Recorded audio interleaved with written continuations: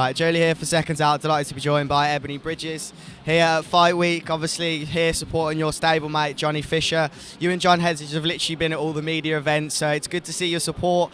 One day out and Johnny's going to be an exciting fight tomorrow. Yeah, no, honestly, I can't wait. It's good to be here.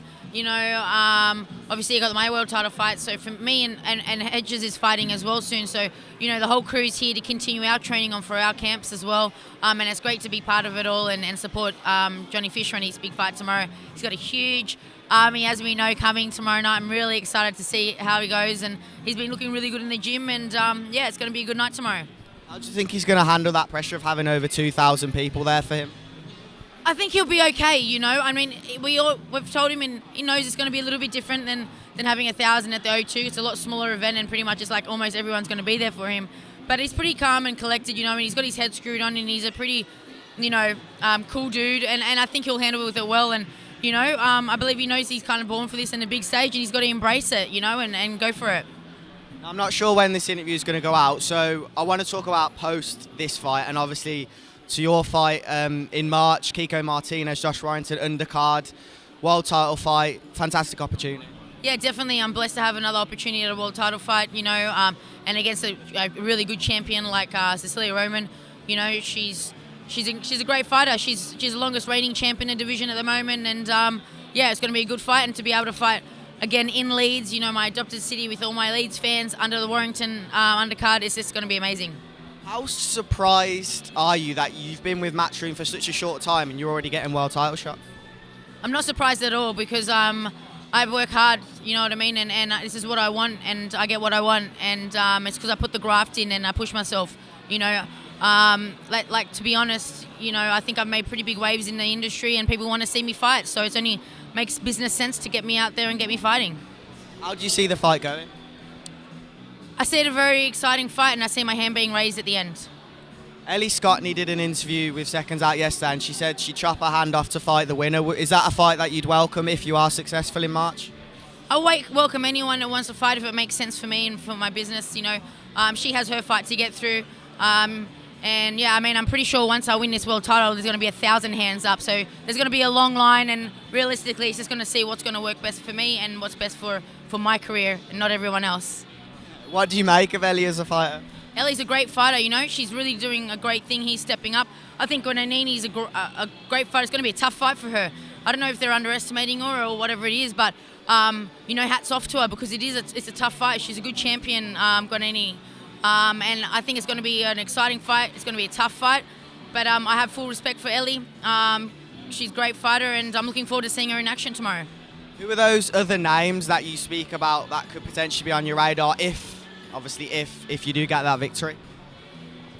I mean, I'll be in anyone that has a belt, because if me winning that belt means that what my next step is to unify.